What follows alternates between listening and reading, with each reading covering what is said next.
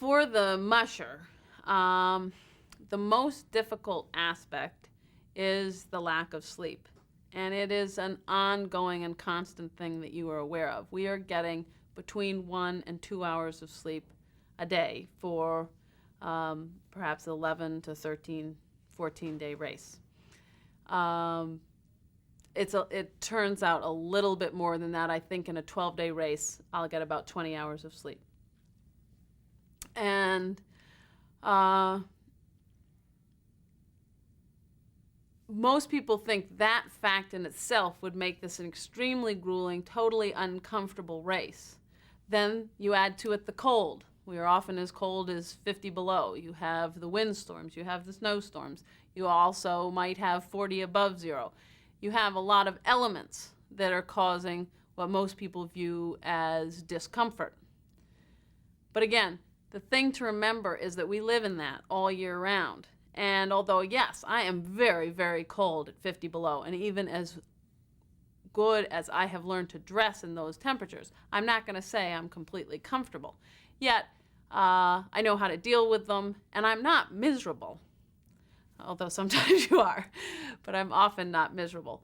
So the thing that I think is important for me to say is that the country we're going through is so magnificent and beautiful. And even though I've gone through this same country many, many, many times, it is never anything less than spectacular. And it is always changing. Every 20, 30, or 40 miles, you've come into a totally new terrain. Maybe you're in some really tall mountains, the Alaska Range or one of the other ranges we go over. You could be on the Yukon River, which is at some points a mile across and just magnificent. Or the frozen tundra, which is not beautiful in the same sense of the mountains, but awesome in its expanse. So there's always something beautiful to look at. If it's the night, you may not be able to see anything except for the stars, or more often the northern lights. So we're always out in the spectacular nature and the wilderness. And no matter how tired you are, no matter how cold you are able to appreciate that. But I think most important is that you are out there with your 12, 16, 20 best friends, the dogs.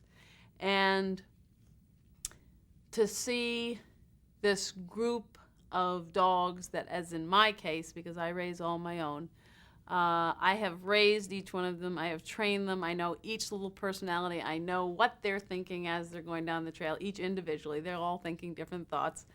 I know how much they're enjoying it, and I can see the work that we have accumulatively put together to make this team perform the way it is obviously performing for me if I'm being able to win is so satisfying and fantastic. To me, today, there is nothing that brings me more joy than to see a 16-dog team trotting down the trail with just as much power as you could muster.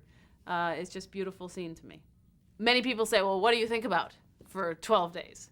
Well, you are constantly, at every step of the way, if you are mushing the team, you are constantly worrying about steering the sled, making sure that the dogs are going the direction that you want them to, staying on the trail, so on and so forth. The trails are not cute, beautiful paths. We go over boulders, over fallen trees, over bare ground, twists and turns and down through mountain gorges and over glare ice, through open water, everything. So it is physically demanding of the hand-eye, foot-eye contact to the actual steering of the sled for the musher to be doing.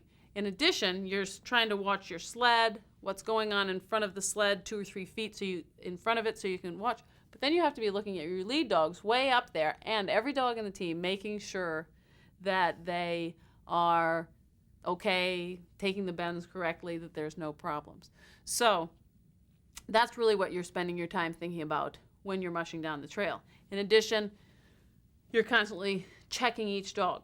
How is each individual dog performing? Is one tiring before the rest of the group? If so, it's time to stop. You always stop for the weakest dog, not the strongest dog. So when should I stop next? What should I feed them next? When is the next checkpoint?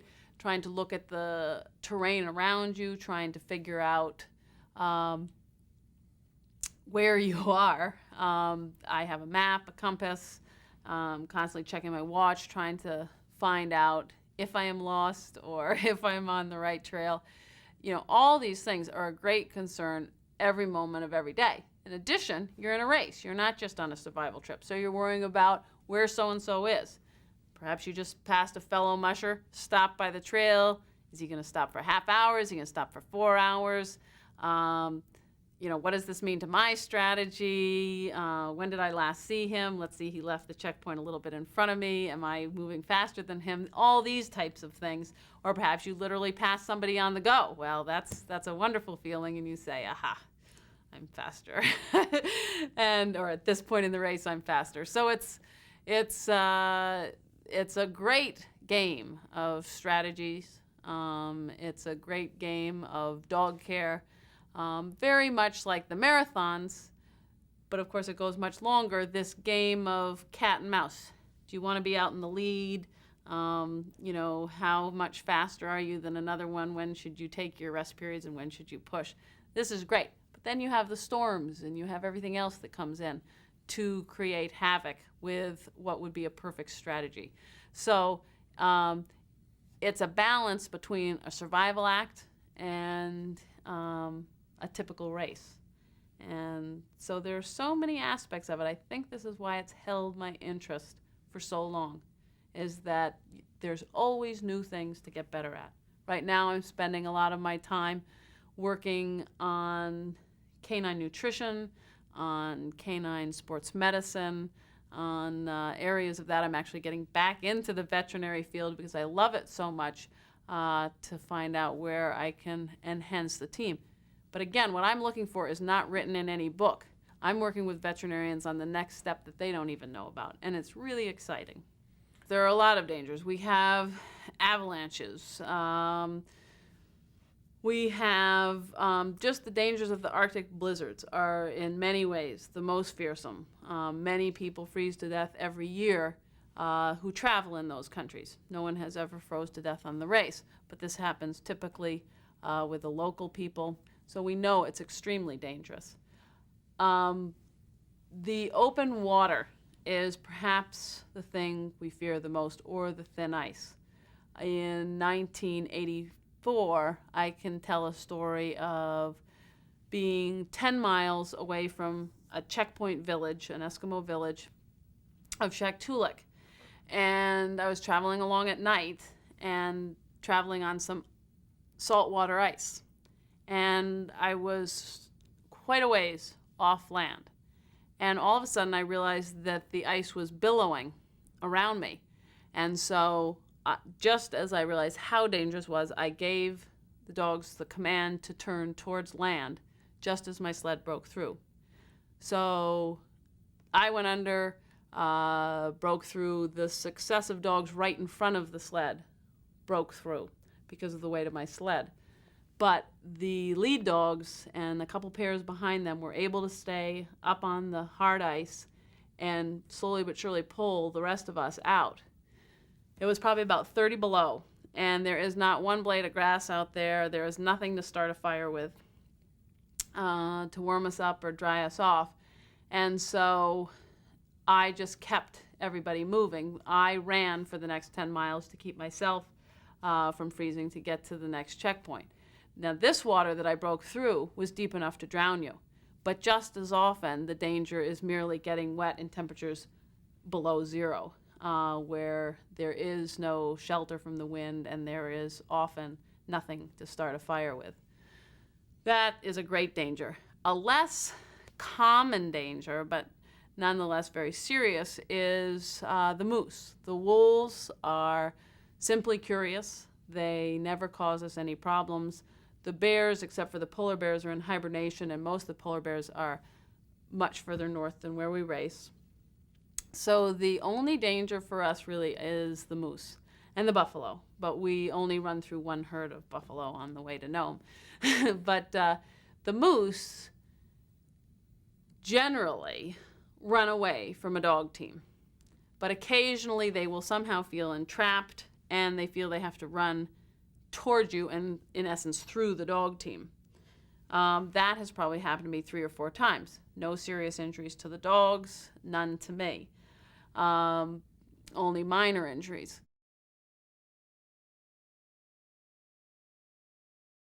I was traveling alone at night in the lead of the race and ran into what turned out to be an obviously crazed moose. She was starving to death. There was something wrong with her. She was skin and bones. And rather than run away, she turned to charge the team. Again, I thought she would just run through me. I stopped the team, threw the sled over. She had plenty of room to pass us along the trail.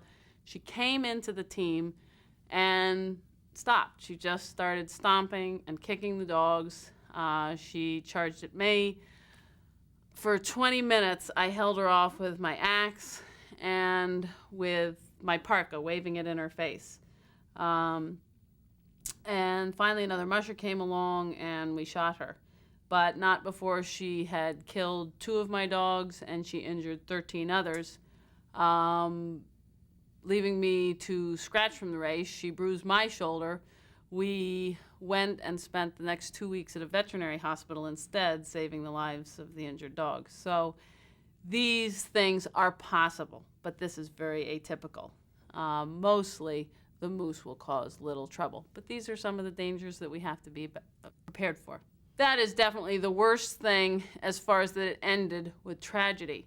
However, my close calls, my encounters with open water have been much more severe and have been much closer to death for me and or the team than this was, like for the full team. This one ended very tragically, but I gotta say, I'm a lot more scared of open water than I am of moose today. The most important thing that I believe my job is to train my dogs a trust and be trusted relationship. And this starts with working with the puppies to train them to always trust me, that I will never ask them to go any farther or faster than they're capable of, and yet every day, in some way, I will challenge them, perhaps to go a little bit farther than they know they're capable of doing. However, if they show me that they're not, I'm there to comfort them, to praise them, to give them whatever they need. If they do accomplish it, I'm there to praise them. This I do sometimes just with running the puppies loose, sometimes in the dog team. However it's done, that trust is fairly easy to give to them.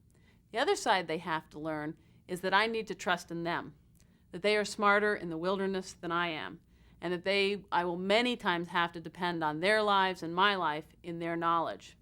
And one of the first ways I found this out was after just 2 years of living in Alaska, and I was traveling on a trail I'd been using all winter long, which crossed a frozen river. And my lead dog, Tekla, at the time, took off to the right. I told her to go back onto the trail. She took off to the right again. And this dog had never disobeyed me, and I could not understand why she was trying to do it. So finally, I gave her her head, and she pulled the team off to the side of the trail just as the trail collapsed into the river, and we all would have drowned. So she had a sixth sense that saved our lives.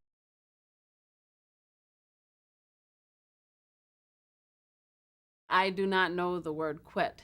Either I never did or I have somehow abolished it from my language. If you allowed it to enter your mind, I think during the worst times when you are so exhausted and so cold, and the dogs may be getting tired towards the end of a 4 or 5 hour run, you'd quit. You would. You have to see only that you are going into this specific race, whether it be a 300 or a 500, 1,000 mile race, or an individual training run, you are going to complete this. And then if some force, such as the moose, becomes so great, then it's going to be obvious that you should quit. So you can't think about quit. But I just don't think it even enters my mind. I am always so keyed up for the challenge. And not only in a racing situation where it would be quite obvious, because for the Iditarod, I have trained for let alone many years, an entire year for this race. And just because I got a little cold and tired would be a very stupid reason to give up an entire year's work. But even more so, I think the examples that show my lack of willingness to quit would be certain training runs where I may be out on a 500-mile trip. There is no reason I have to make it from point A to point B. There is nothing driving me but my own desire to get there. And where I'm getting isn't even an important thing to me. It's somehow just to have that challenge. I have been known to walk in front of my team for 55 miles with snowshoes to lead them through snowstorms in non-racing situations where I could have easily just radioed for a plane to come and get me. Instead, I will take the other way out. And it's certainly given my life incredible fulfillment.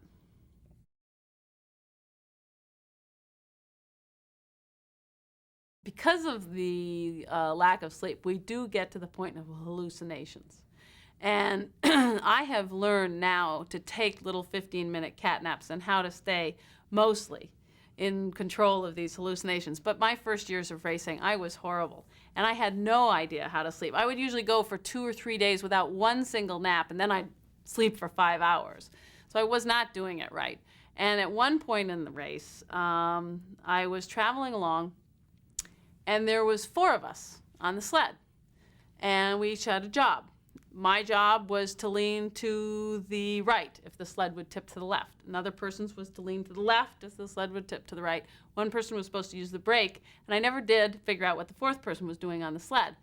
But here we were going between Ruby, Slatina Crossing and Ruby, over these huge hills, and I was doing a really good job at my job. And every time the sled would lean to the left, I'd lean to the right. But when it would do the other, they weren't doing a good job at all, and we'd tip over. And I would get my face completely full of snow, and you would think that this would wake me up out of this. I would throw the sled back up and yell at these non-existent people, and off we'd go around. I later found out by looking at my watch that this went on for almost 7 hours. The way it stopped was I was going along, and I fell off the sled in my hallucination. And the team was running away from me. There's a rope that drags behind the sled we call the snub line. Well, I grabbed the snub line, and I'm yanking it and yelling them, whoa, whoa, whoa, whoa, whoa, and they're disappearing off into the distance. And I finally woke up because I had not a hold of the snub line. Indeed, I had lost the sled, and we have a headlight that we use on our head. It has a cord on it. I had a hold of the cord, and I was yanking my head up and down, yelling, whoa. And I woke up to see my team disappearing into the wilderness, and I said, this is bad. This is not good. Luckily, they were as tired as I was. I told them to whoa. They stopped. I went up there, and we camped, and I slept. But definitely, the hallucinations are pretty hysterical. In one race, Joe Garnier and I were typically neck and neck. We often are. And traveling along in the northern Arctic up by Nome. There is no trees up there. The Arctic tree line is well below us. There are absolutely no trees up there. Well, I was in the lead, and we got off the trail. And I went up to the front of my team, and we were in a thick forest, and I had to lead my dogs through this forest. And Joe came up behind me and said, what are you doing? And I said, well, I'm leading the team through these trees back to the trail. He said, Susan, there are no trees here. And I said, I know, and I did. I said, but I can't make them go away. And he said, neither can I. And we both were seeing the same trees. We could not make a straight line. We could not make our minds get rid of them and make a straight line to the trail. We weaved our way through these trees back to the trail. So it's quite amazing what exhaustion can do.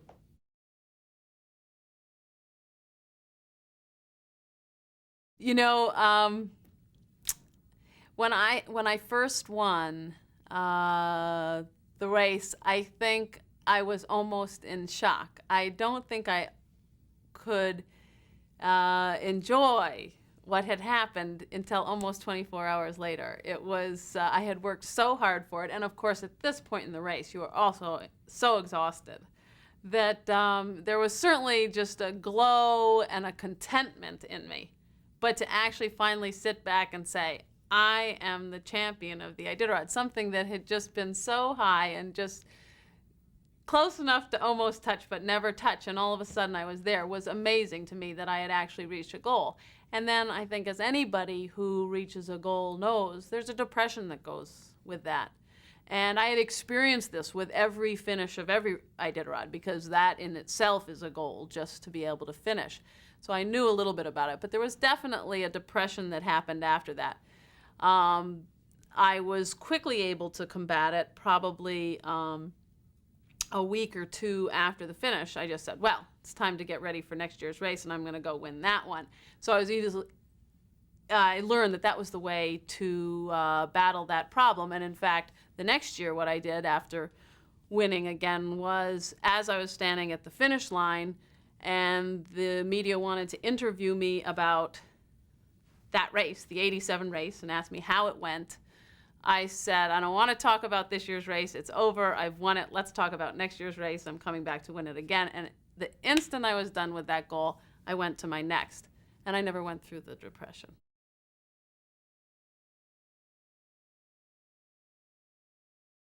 My first memories are not of knowing anything about Alaska, but of wanting to live in the wilderness, loving the country, and at that time, at least in my youth, when I was in a city, hating city life. I really didn't get along well with what I saw going on in the cities.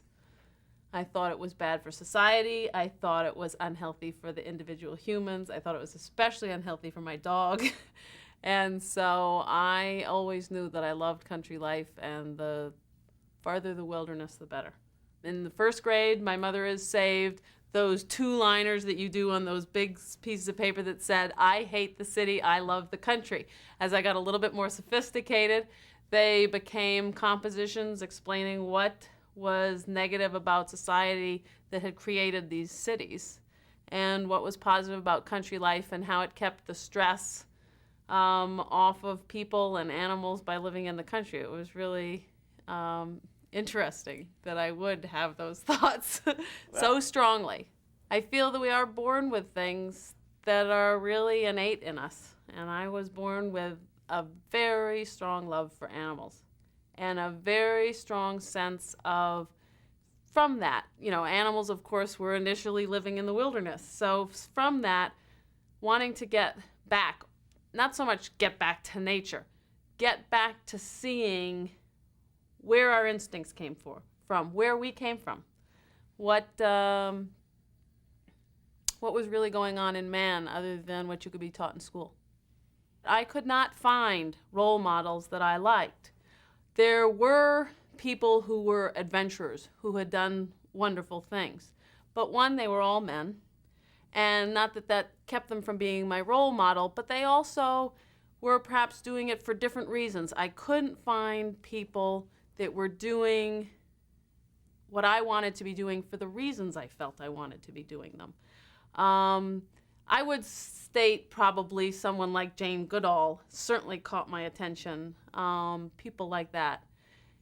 I was frustrated with the lack of female role models as a child, and wondered why I wanted to do many things that at that time weren't very typical for a woman to be doing. And so I think I had to learn at about 15 that I was going to have to set my own path. I really feel I had a strong sense of myself from the earliest memories that I have. I knew very much who I was, approximately what I wanted to do. I didn't know I wanted to be a dog musher. And I feel there are many things in life I could have done and had as much satisfaction as I'm having.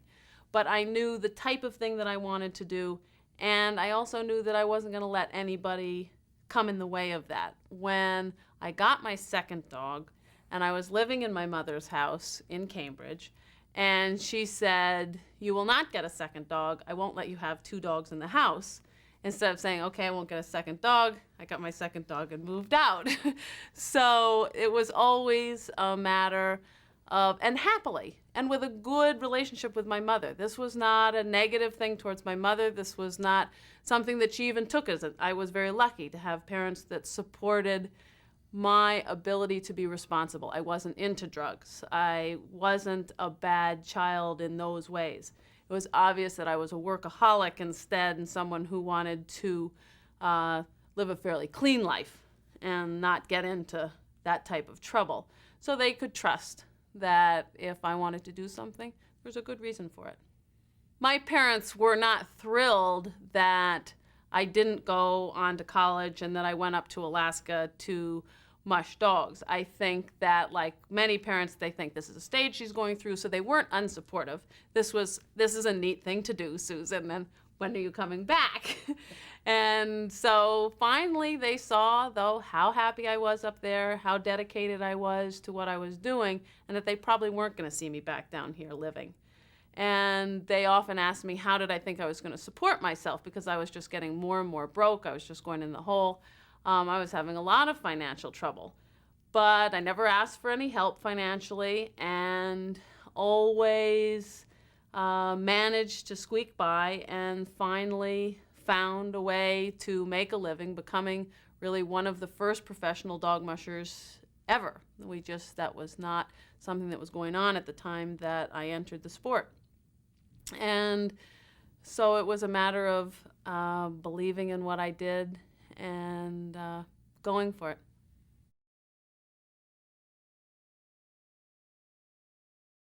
I went to Colorado State University, took courses, became a veterinary technician, and took courses above and beyond technician work in the veterinary field.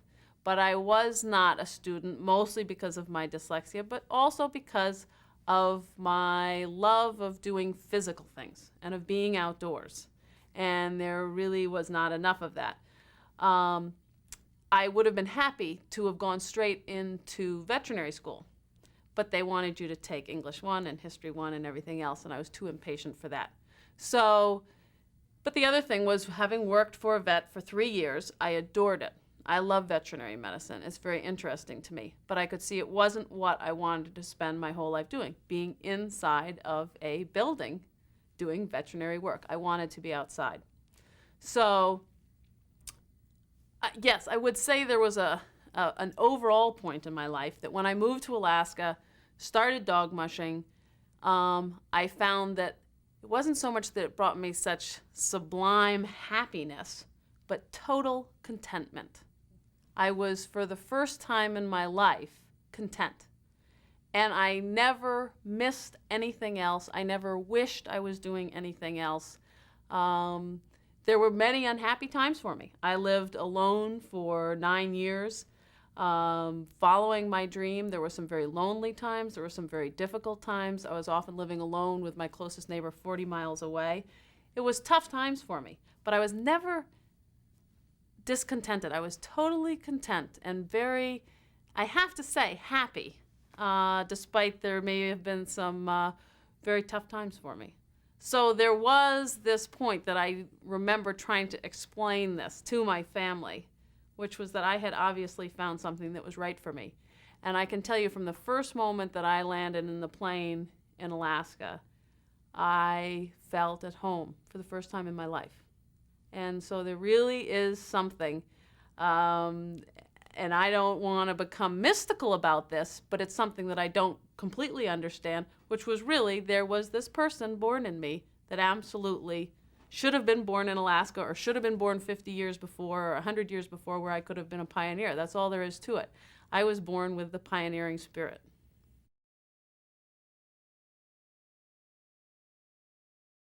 Well, when I went to Alaska, I did love the wilderness. I had spent a lot of time in the country, in Colorado and Maine, in some of eastern Canada, and western Canada.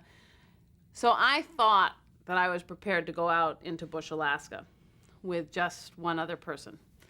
I really was not. My survival skills were nowhere what they should have been. However, I learned them the good way. I learned them by trial and error. A friend and myself flew out where the closest town was probably 200 miles away, the closest road 70 miles away, and our closest neighbor 40 miles away. I just took 4 dogs. That's all I could afford to buy. I bought them each for $50 a piece, and some dog food for them, a sack of flour, a slab of bacon, and a jar of peanut butter, and that was it. And this was going to be for 6 months, knowing that this was not enough food, that we were going to have to live off the land. I made a number of ridiculous mistakes. The most typical would be just misjudging the vastness of the Alaskan wilderness and misjudging that there is absolutely no help out there for you if you have any problems. The stupidest was absolutely the day we were flown in the little single-engine plane. The pilot dumped me and the dogs. It was a plane on skis. The lake was frozen. Out on the lake and flew away. And I had only owned the dogs. They were little 4-month-old puppies for about a week.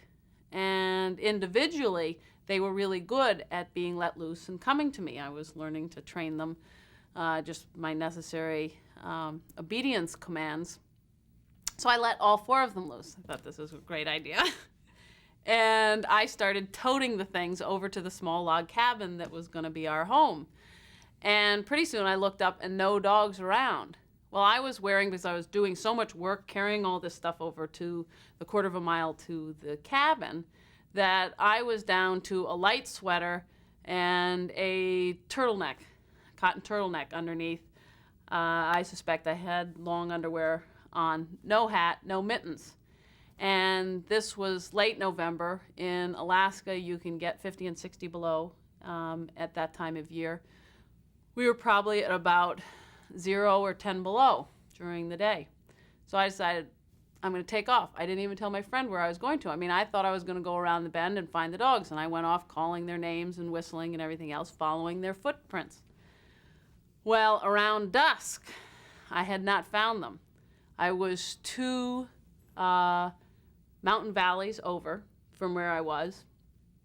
I was starting to get really cold. The temperature was dropping phenomenally. It was probably at least 30 below. And I was getting seriously cold and really worried about the dogs, and was kind of coming to the point of, do I follow, continue and find them, or do I go back, but it's really dark, and can I even find my way back? And realizing I have made a really serious judgment call. So what I did was I brought the sweater up around my head and over my arms. Luckily it was a large sweater, and kind of got into that and just said, I think perhaps as long as I can find the dogs in a reasonable time, that is my only out, because they can find our way back to the lake. And luckily I only went about another half hour in, by that time, what was really getting to be dark, before the first one came to me and shortly after the others. They had stayed in a pack. I could tell they were chasing moose tracks. And that was my worry, as I was having trouble telling the difference between animal tracks at this point in the dusk and dogs' tracks. Well, I found the dogs, and being terrified of them running off again, I took off my turtleneck and left just my sweater on and used the turtleneck as a leash for 2. Now, I was mistaken in that, because they were as excited to see me as I was them. They were 4-month-old puppies, and they said, where have you been? So we were all happy to be reunited. And luckily, though, the extra physical effort that I had to do to hold 2 dogs on a leash and to quickly follow them at a dog's pace back to the lake kept me very heated, and I made it back. But this was a stupid error, and could have turned out as badly as I have seen many Chichacos go. Many people who first come to the state have froze to death 100 yards from a cabin, making very stupid decisions and basically thinking that they're tougher than they are. And so these were the type of challenges that I had, learning the Eskimo and Indian cultures. It was a very new culture, but this was the first time I felt at home. I felt at home with the people. I felt at home with the country. And so none of this was really fearful to me. I learned these lessons. I learned to have a very educated respect for nature and a certain type of a fear, but not, I was never scared of what I was going forward into. And I became a little bit more and more cautious as the time went on. I'm still not cautious enough. I am definitely one of those people who is a risk taker, and it seems to be just part of my life.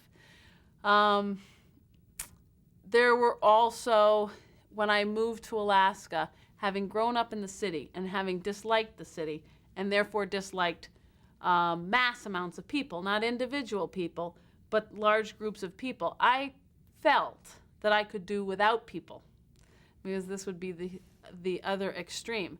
And after living at one point for 4 months alone at this cabin in the wilderness without my friend, I realized that no, I did indeed need people. So this was a new revelation for me.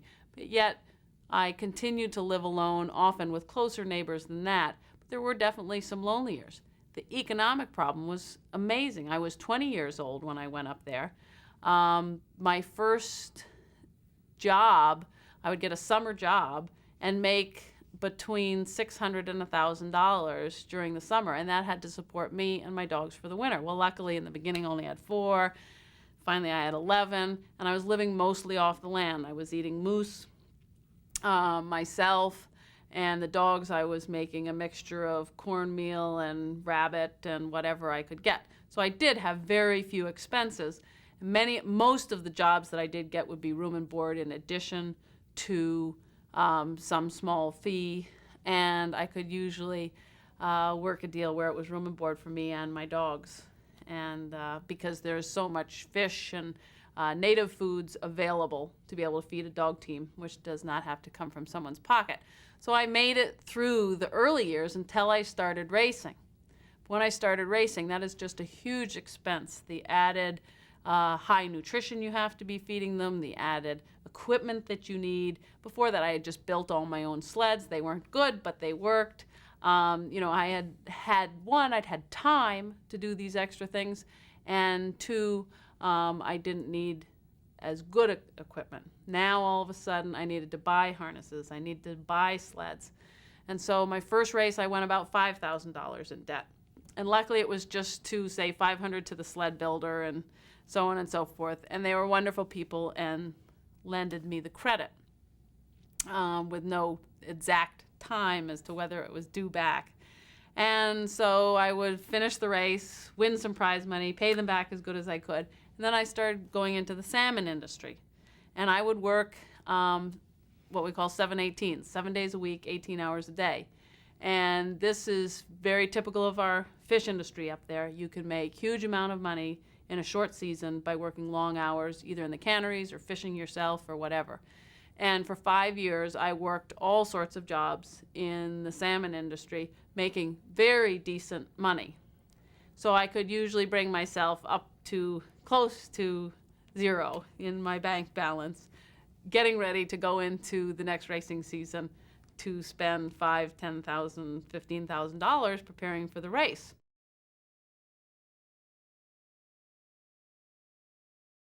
There was not one single moment that told me I wanted to become a professional dog musher.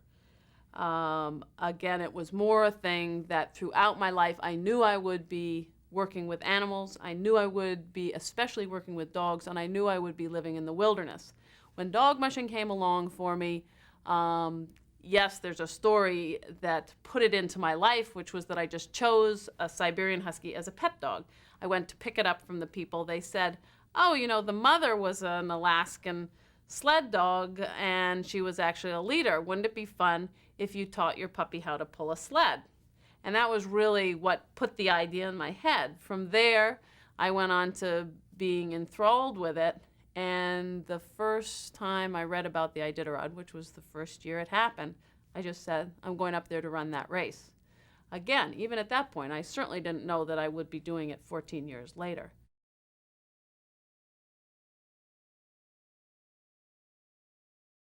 Had the Iditarod not been happening, I would have just been dog mushing throughout Alaska and doing adventures using the dogs. because the Iditarod race was started by a man named Joe Reddington Sr., and it was his idea, this gave me a great vehicle to jump into to be able to make a livelihood through the prize money, through the sponsorships, through the dog sales, that I wouldn't have had a race like the Iditarod not been available to me.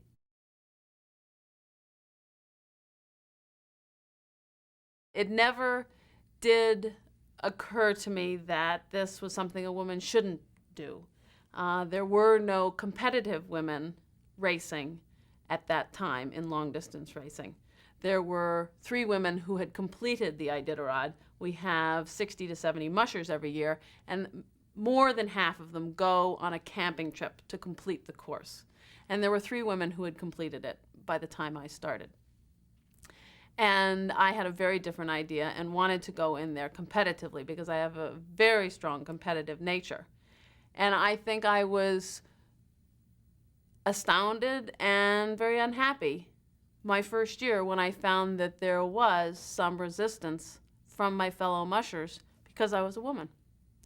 And but what I did was basically to ignore it and to just go forward. And it wasn't until about 6 or 7 years later, having fought the problems and some of the prejudices that were very strongly there and knocking me in the face, and I was just refusing to look at them, that I was speaking with a woman and saying, I'm so tired of certain things, and explaining them to her. And she said, don't you understand that by going and breaking trail and setting certain standards that you are bound to butt into these things, and it is harder for you to do it. And I had never even thought of that before.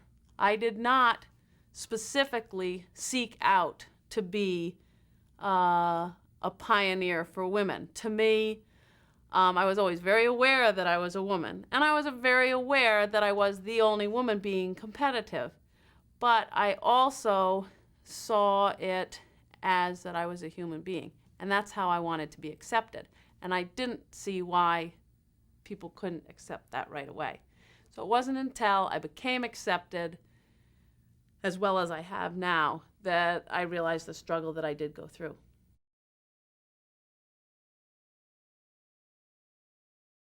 To be a dog musher, what we call recreational mushers, it's not a big deal. There's thousands of them all over the world, but just tens of thousands in Alaska that have a few dogs. That could be anything from 3 to 12 to 20 dogs in essence in your backyard that are fed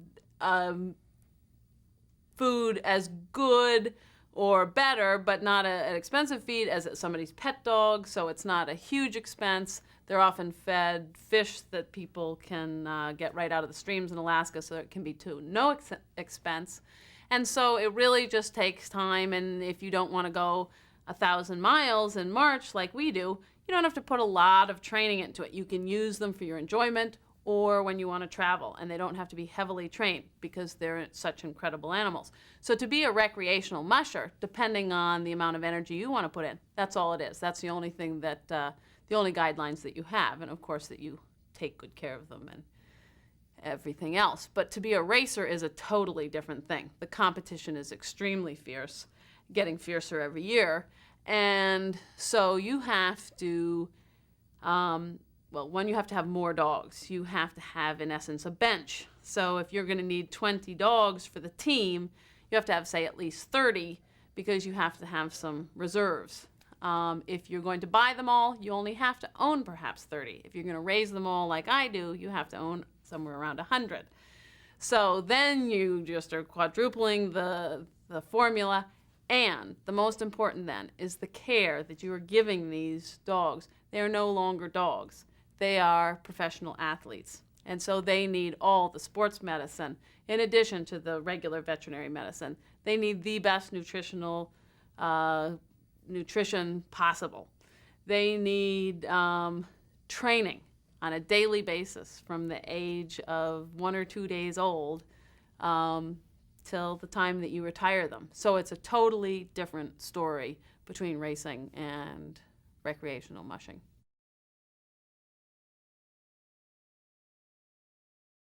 Well, my relationship is extremely close. I have often described it as that they are my friends, my family, and my workmates.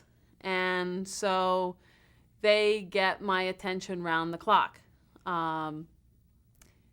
They are of total importance to me because certainly during those years that I lived alone, they were often my only friends. Now I have my husband and a few young people working for me, but they are still often my closest friends. And then they are my livelihood. And we work together as a team on a daily basis. And I train 12 to 16 hours a day, usually 7 days a week. And only when I'm away, perhaps 30 days a year, am I ever off of that schedule. So I'm really spending all of my time with these dogs. And I raise them all from puppies. So they are my family. They are very much like children.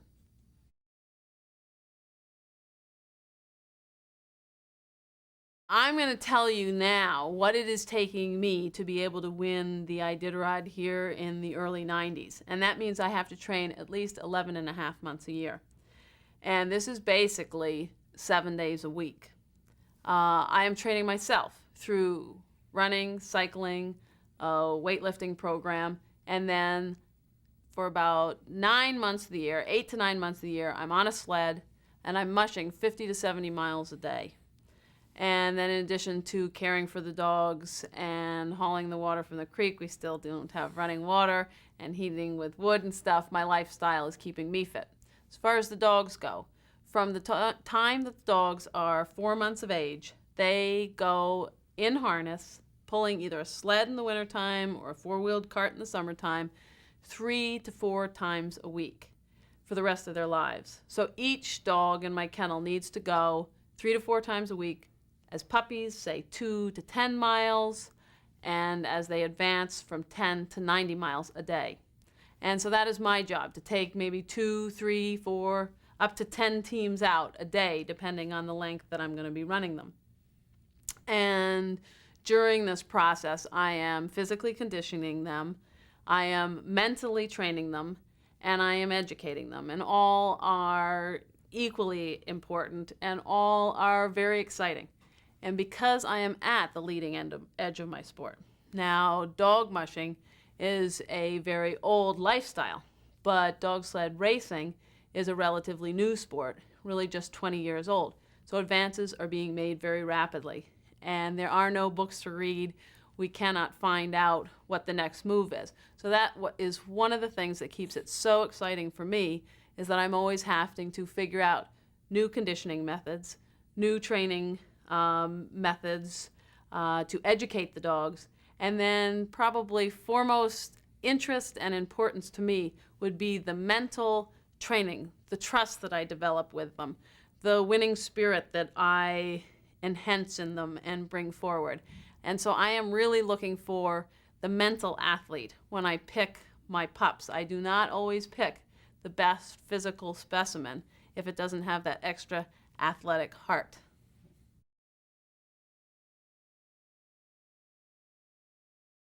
My first year, I came in the money. I was the first woman to do so. And so media attention, of course, turned to me quite rapidly. And everybody kind of turned to take note. But it was all kind of thought I didn't do that well, that it was allowable. Here's a freak. Look at her. She did this.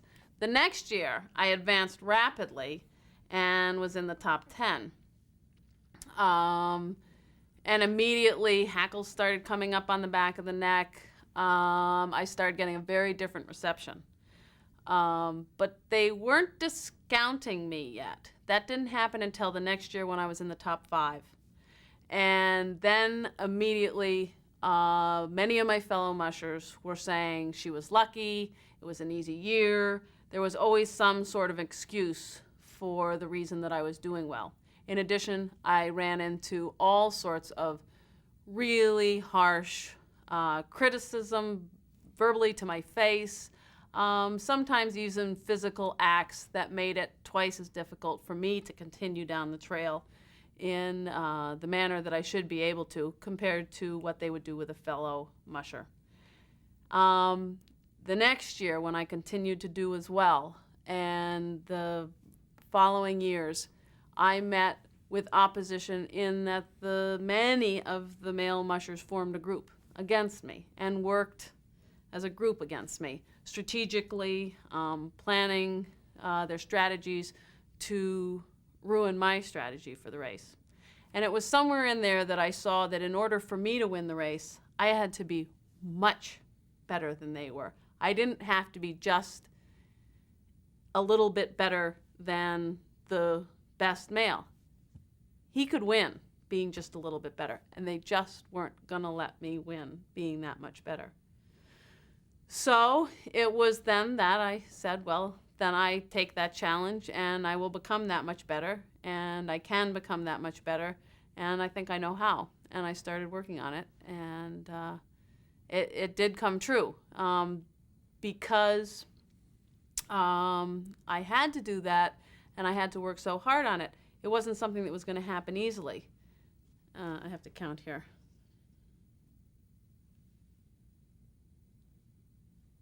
Okay, so it wasn't until my 8th race that I won. And so then, yes, I think there perhaps was starting to be an inkling of self-doubt. I knew I could win. And I had great faith, or of course I never could have finally pulled it all together. But when the papers would say, and my fellow mushers would say, she'll never be able to win because of such and such, this does work on you mentally. And you combat it and you say it's not true, but to constantly hear it, it's very difficult. And then the other thing is individually, all these men that I speak of that jointly would often be against me were individually my good friends. And so that was very painful, to have good friends be fine the rest of the year and treat you as a friend, and yet when they would get into a racing situation and get in this buddy system, I was out. I wasn't even welcome to share the campfires with them. So it was tough. There was a real loneliness in it for me. I think by the time I had won my first race, there was no doubt in anybody's mind my ability or my dog's ability. And I think I do have the respect. I, in some ways, I really don't blame anybody for the problems. We all have to grow. And as I had to make the move into becoming a woman very dominant in the sport, it was a long growing process for me. It was also a growing process that all the men had to go through too. So I have never found fault with any individual for the problems that they had dealing with me entering the sport. The respect came, and they really do have great respect for my ability. What I also don't blame them for is, of course, the media has made a big thing of it. And that is difficult for them, it's difficult for me. But I feel very sorry for some of my fellow mushers, how that has been handled in the media. And so that is the only ongoing conflict at this point.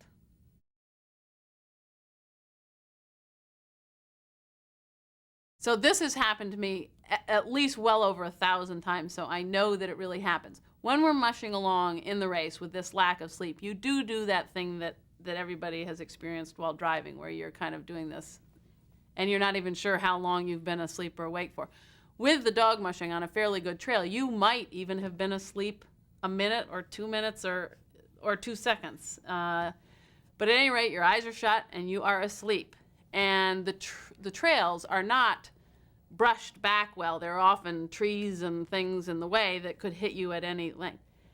And I can be asleep, eyes shut, and a radar, is all I can call it, will spot the tree that is about to hit me. And I do not wake up in time to see it and duck. I duck before I'm really awake, turn around, and I have just missed a branch. And it's happened literally thousands of times. So this is something that I have never experienced before, that you can come in contact with things that we lose by using all the technology. So there's a gain and a loss to the technology. So it isn't that I think that everyone should live in the wilderness, but I do think to have experienced a little bit of it does give people a closer understanding of some of their own human nature that is otherwise difficult for them to understand the emotions that they're going through. On top of that, country living and wilderness living keeps you much closer to death. You see death in animals much more often. You see death in humans more often. We do have a lot of tragic drownings, people freezing to death, and various violent things, not crimes, but things that are happening out there. So you do experience dead bodies of humans, of dogs, of wildlife, of everything. Death becomes much closer to you as a part of life. I think that is often something that the sterileness of some cities, at any rate, take away from you. The bodies are whisked away. You don't see this. And this is a part of life, and I think a very good part of life, and something that we shouldn't have as much fear of. And the other aspect comes to the environment, which is to see the gross and obvious mismanagement that everybody knows that man is doing, but to not experience it on a daily basis, it is often misunderstood where this mismanagement is happening. And we tend to be extremists. We fish heavily in one area and then say, oh my God, the fish are all leaving this area. We should never fish it again. Both of these were massive mismanagement. A compromise is usually the better management. The same with any man has come on this earth. And we do hunt animals. We do fish the fish out of the ocean.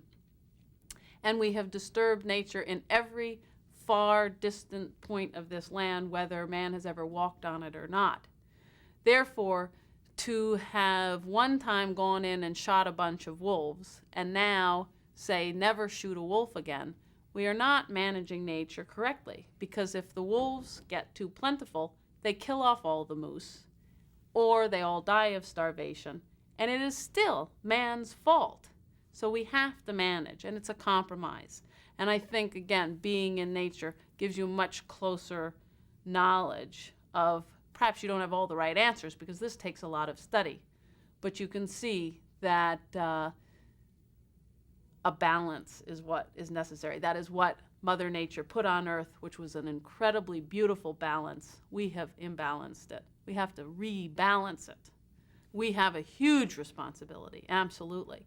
And to just, and you know, many people are appalled or fearful of the aggressive response, which is to perhaps have to hunt or kill some moose in some areas, or some wolves, or some rats, or some anything that has overgrown. People have said no to all death, no to all destruction. And this is what I say about death. The lion eats the antelope. The seal eats the fish. This is the food chain. This is natural. This is okay. Death is okay. Killing is okay if it is done for the correct purposes. Killing for trophy hunting is not, in my mind, okay. But for management of nature, this is something that we do have a responsibility for. And to just say, no, let's leave it back in the hands of Mother Nature, let's throw all her animals back to her, never kill another animal, we are doing a disservice to all of them. Do we want certain ones to die off, some to die of disease or famine, because we have already gone in and ruined their habitat? This is unfair in my mind.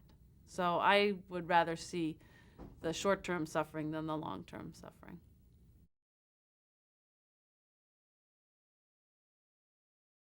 Before I won my first Iditarod, I was trying very hard to do so. And I had a very fast team, well-conditioned and well-trained. but I kept coming in second in more races than I care to remember. And clearly some essential element was missing. I feel it was the winning spirit and vision. And I would often finish in a race an hour or a minute or a split second behind someone else, but I'd have had the strongest and fastest team. So in 1986, I learned how to pull it all together.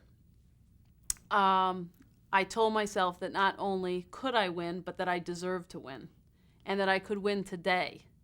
I knew before that I someday would win the Iditarod, but I didn't see myself as a winner today, so I often kept failing.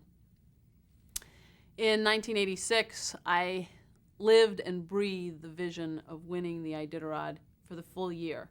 And I held it 11 days into the Iditarod, where I was neck and neck with Joe Garney, 44 miles from the finish line. I had had less than 20 hours of sleep in 11 days. I had run up every hill between Anchorage and Nome. But Joe made a final push and passed me, gaining a 2-minute lead. And I was exhausted and demoralized and said to myself, well, I guess second place isn't too bad. But then through the blur of fatigue, I again remembered the vision of myself winning the 1986 Iditarod, and I knew this race could be mine alone. And so for the next 44 miles, I ran, pumped with one leg, or pushed until I passed Joe and won my first Iditarod. And I feel this same vision has seen me through many races, but clearly not all of them. It takes a lot more than vision. In this most recent race in 1991, I finished the worst I have done since 1983 in any race of any distance. I finished third, despite the fact that I trained myself and my team better than I have ever done before, despite turning over every leaf in my preparations. I lost. I was said to have the best team in the history of the Iditarod. And because of this, I ran a very aggressive race. But Mother Nature threw every curve at me and my team that she could. I ended up breaking trail for almost 500 miles through windstorms, through new snow on the trail, and not physically exhausting my dogs, but mentally exhausting my dogs. We were constantly searching for the trail, giving them the commands for right and left. It's a tough job to break trail for the rest of the teams. So I still reached the village of White Mountain over 1 hour in front of my closest competitor, and this is 77 miles from Nome. From there, I went first into the eye of an Arctic blizzard, and I struggled for 6 hours, losing and regaining the trail, until finally, because of the trust I have developed in my dogs, I knew that I could not ask them for any more. So I lost.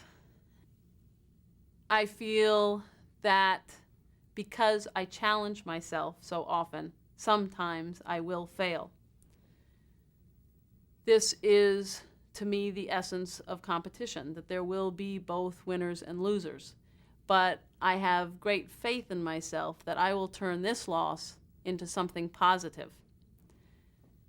First, there are many lessons to be learned, and I think one of my favorite lessons is best summed up in the words of an old Athabascan Indian who told me, there are many hard things in life, but there is only one sad thing, and that is giving up. In addition, I feel that in failure, it is just another step at attaining my final goal. My goal was not to win the 1991 Iditarod only. My goal is to become the best long-distance sled dog racer in the world. And really, failures, if anything, can be turned around into being one of the best things that happen to you in life. As tragic as the loss of my dogs by the moose was for me, it certainly was a turning point where I had to look at what I was doing and say, this has brought me more pain than I have ever had to feel before. Having put my beloved dogs in a situation where 2 of them were killed, mourning the loss of them. Did I really want to run the Iditarod again? And was it worth putting myself in these positions and not winning. And to have to come to the realization that yes, with the hundreds of thousands of miles I had mushed, the fact that this had only happened once, this was not going to be a common occurrence and has never happened again, it really taught me a new dedication to what I was doing. And I think out of this failure in 1991, I will again gain a new dedication, one more step up the ladder, not perhaps just to running the Iditarod, but to perhaps the next step in my life. And so it's often the failures that you learn more from than you do the wins or reaching one's goals.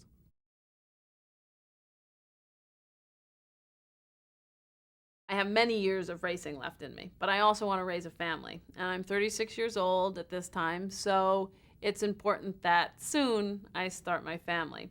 But I can race afterwards, a little bit during the early years of rearing children. But in addition, I am getting more and more interested in the research and development of where the sport of sled dog racing is going, where the care of canines and felines and all pets in general is, the education of the public as to how they should be caring for their pets, and the education of the public as to what we should be doing with nature and with the wildlife in particular.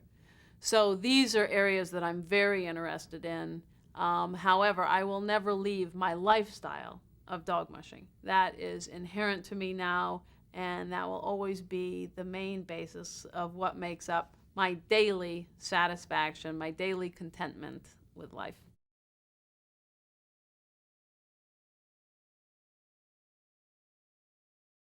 The most wonderful one is that the weather, what Mother Nature is doing, dictates your entire life. And this is so much a part of my life, I don't understand it not being. And because I often have commitments to somebody on the outside world, I find that the rest of the world is not like that. And when they asked me to come and do a speaking engagement on March the 30th at 3 o'clock, they rarely understand when I say I'll be there weather permitting. And I really am not saying that I won't give it my absolute all to get there, but sometimes you merely cannot get out of there. You can't get a helicopter, you can't get a plane. No amount of money can move me from the spot that I may be in. And in fact, the best method out of there is dog team.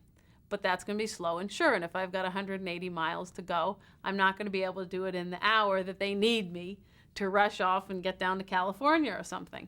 So that, I think, is great. Your life, your daily life is dictated by what the weather is doing. Your sense that you have to rely completely on yourself, that there are no people to turn to, is an incredibly satisfying feeling. And once you become content with it, I think that people would find that they have a whole lot more self-esteem and self-confidence that is built by knowing that you can depend on yourself and not on somebody else. And then perhaps as you learn to depend on people for certain things, as I am depending on more and more people, my husband and many other people in my life now, more than I used to, I still have all that initial self-confidence, which is that they could disappear and I'm still fine. And as much as I wouldn't like it, I'm still fine. And that sense is really a wonderful sense. And so I think that's a lot of what Eureka brings to me. The lack of television, the lack of outside stimulus is really the main thing that people should experience sometime in their lives.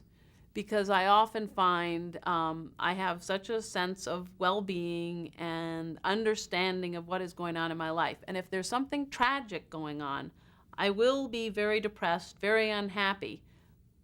But there is the cause. There's cause and effect out there. Whereas I've often gone into Anchorage and had lunch with a friend of mine who is just feeling dragged down, doesn't really know why.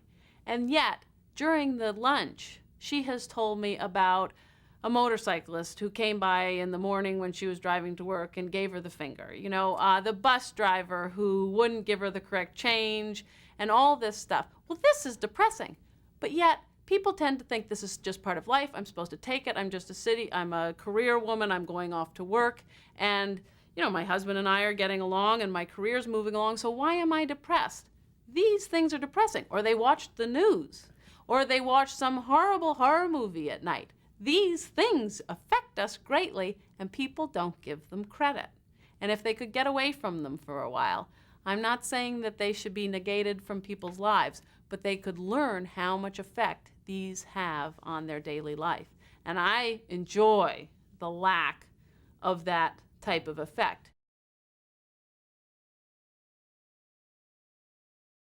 I feel very fortunate that from a very early age, I knew what I wanted to do. And I know that many people of 18, 24, 30 years old still have not really reached a passion the way I had a passion at a very young age. But whenever you do find something, maybe it's not as passionate for you as dog mushing has been for me, but the fact that you have any interest, that is what you should go with. And particularly if you have a passion, no matter how many people criticize that passion, no matter if you cannot see the link between how what you're going to do is going to benefit others, I can promise you if you do anything well, it will benefit others. So you have to go with your dream, which is certainly what I have done, which has brought my life great fulfillment. I have ended up being able to be a role model for other people and to be very helpful for a lot of people. Something that when I initially saw dog mushing, I did not see how it could benefit other people.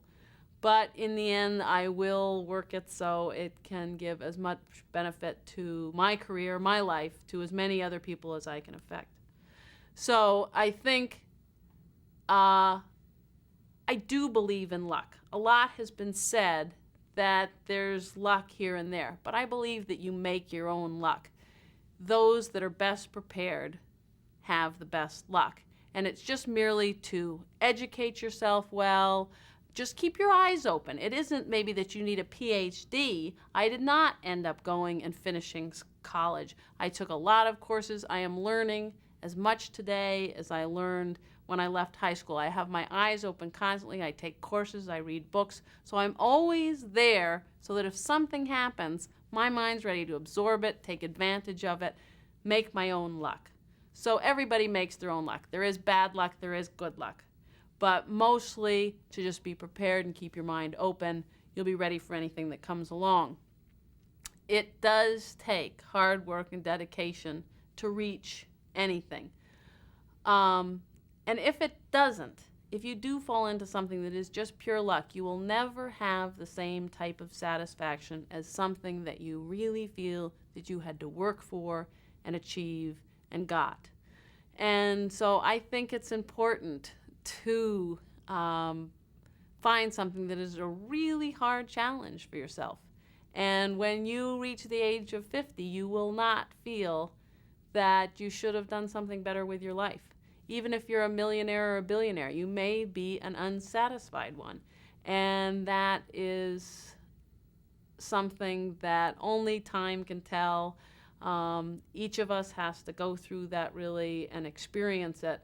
But that has certainly been my experience in life, which is the more work I've put into any individual accomplishment, the more I've gotten out of it. And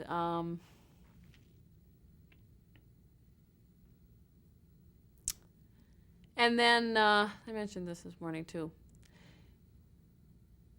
Because some young people don't have as strong a passions as I did, and because even with the strong passions that I had, I did not know whether I was going to be a solo around-the-world sailor.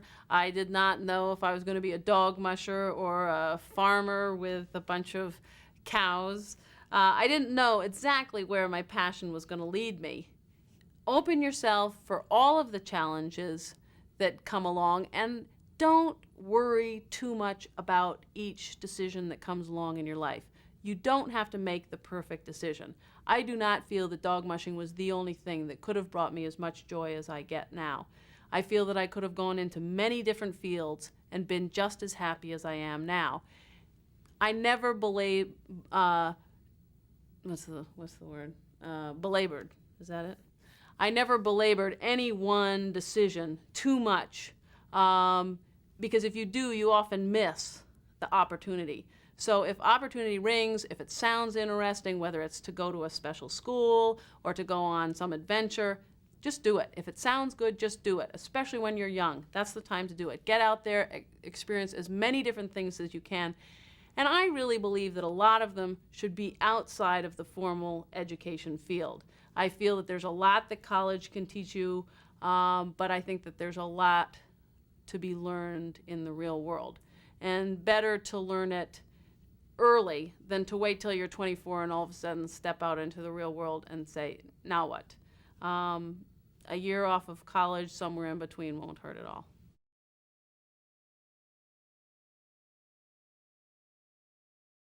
When I was still in Massachusetts and had just vaguely gotten an inkling towards dog mushing in the wilderness, I read a story about the Eskimos up in the Northwest Territory.